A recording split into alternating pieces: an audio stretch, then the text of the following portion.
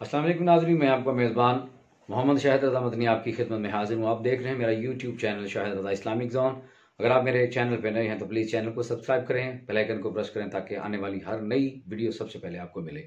आप जानते हैं कि इस चैनल पर आपके सवालात के जवाब दिए जाते हैं, इबहाम तवहम परस्ती और इस तरह के जो सवालात हैं उनका इजाला किया जाता है। अगर आपका कोई सवाल हो, आपका दीनी फ़िक़ही कोई सवाल हो, आपका मजहबी कोई खलश हो आपके ज़हन में, तो आप व्हाट्सएप का नंबर जो स्क्रीन पे दिया जा रहा है उसके ऊपर आप वॉइस मैसेज कर सकते हैं, टेक्स्ट मैसेज के ज़रिए अपना सवाल पूछ सकते हैं या कमेंट्स बॉक्स में अपनी राय हमें दे सकते हैं।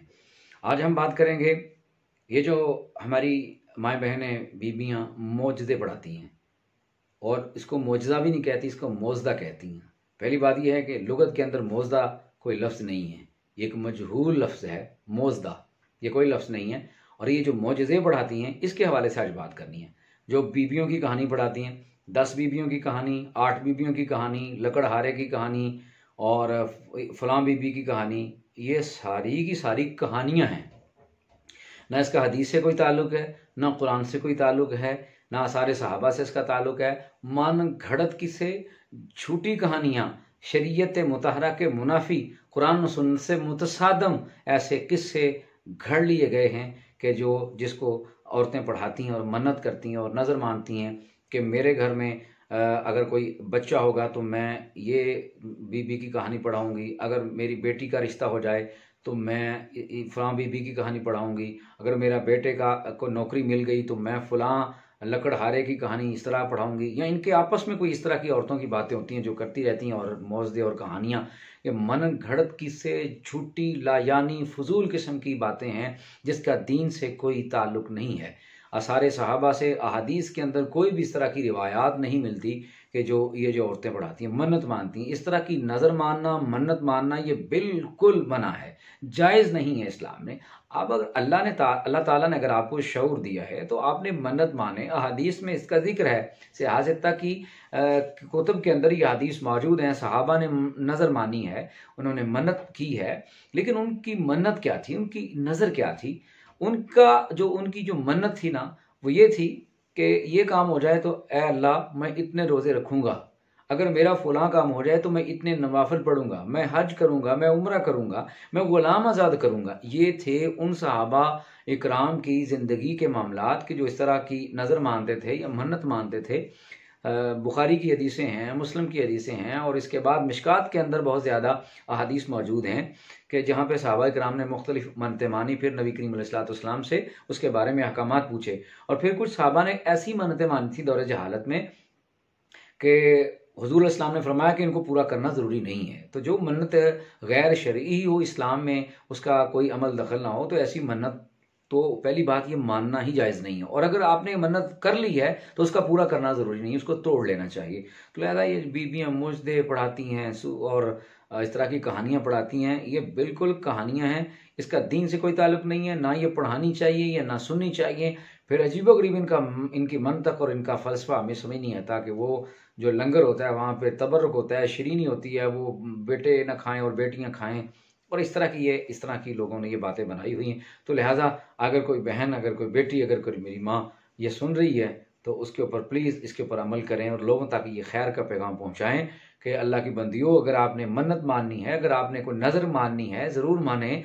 तो मैं समझता हूँ कि रोज़े की नियत कर लें। अगर आपने मन्नत करनी है तो आप जो है वो नवाफ़िल की कर लें, आप कुरान मजीद के सिपारे पढ़ने की कर लें।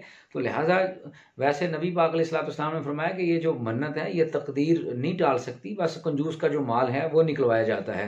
तो लिहाजा वैसे अगर कोई मानना चाहे तो ये तरीक़ाकार हदीस में मौजूद है। इस तरह की झूठी कहानियाँ और मौजदे पढ़ा के इस तरह की मन्नतें मानना ये बिल्कुल जायज़ नहीं है। इसके बाद फिर एक और बड़ी जहालत है, हमारी जो बीबियाँ ये मज़ारात पे चली जाती हैं और मज़ारात पे भी जाके मन्नतें माननी है। कोई मज़ारात पे धागे बांध रहा है, कोई ताले लगा रहा है, कोई कड़े छल्ले बांध रहा है, कोई अजीबोगरीब, तो समझ नहीं आती कि लोगों को क्या हो गया है, दीन इस्लाम से लोग क्यों दूर होते जा रहे हैं। कोई दीवा लेके जा रहा है, चिराग जाके वो चिराग चढ़ा रहा है। अब मुझे बताइए चिराग का मन्नत से क्या ताल्लुक है।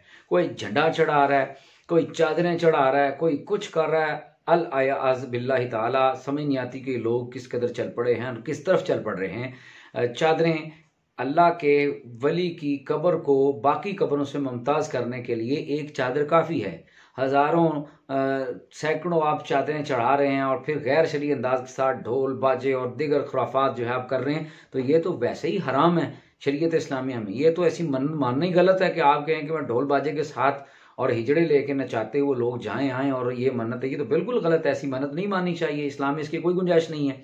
तो लिहाजा ये जो आप कहते हैं ना इस तरह की चादर, हाँ अगर आपको शौक है कि आप चादर चढ़ाएं अल्लाह किसी अल्लाह के वली के मज़ार पर, उसकी कब्र पर, तो आप कलमा शरीफ का विर्द करते हुए जाएं, अच्छे तरीके के साथ जाएं, एक चादर चढ़ाएं अच्छे तरीके के साथ, दुआए खैर करें और वापस आ जाएं।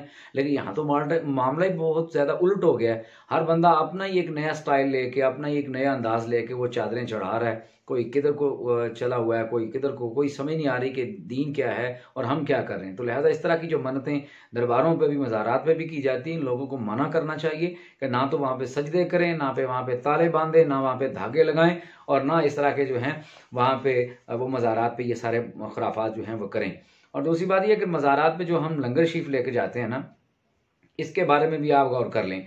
अगर तो आपने वो खीर, बकरा, चूज़ा, गोश्त जो भी आप वहाँ पे लेके जा रहे हैं, अगर आपने साहिब कब्र की तकर्रुब की नीयत की तो फिर बिल्कुल वो हराम है।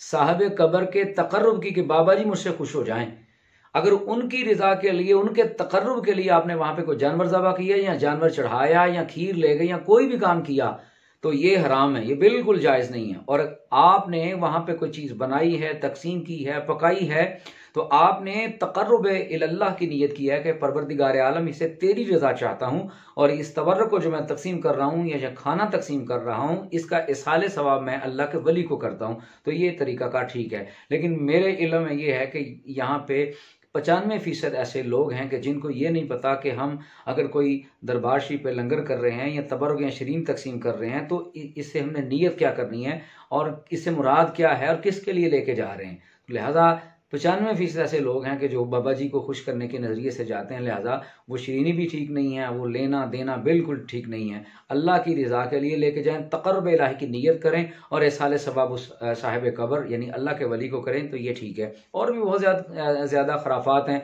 जिनका इख्तिसार के साथ मैं यहाँ पे जिक्र कर चुका हूँ। तवालत के इख्तियार से मैं यहाँ पे बात ख़त्म कर रहा हूँ। अल्लाह ताला हम सब को कुरान और सुन्नत के मुताबिक जो अपने अक़ीदे हैं उनको रखने की तौफ़ीक़ अता फ़रमाए। अगर आपको कोई सवाल हो तो आप सवाल अपना ज़रूर पूछ सकते हैं, आपके सवाल का जवाब दिया जाएगा। नए सवालात के साथ, उनके जवाबात के साथ आपकी खिदमत में हम दोबारा हाज़िर होंगे।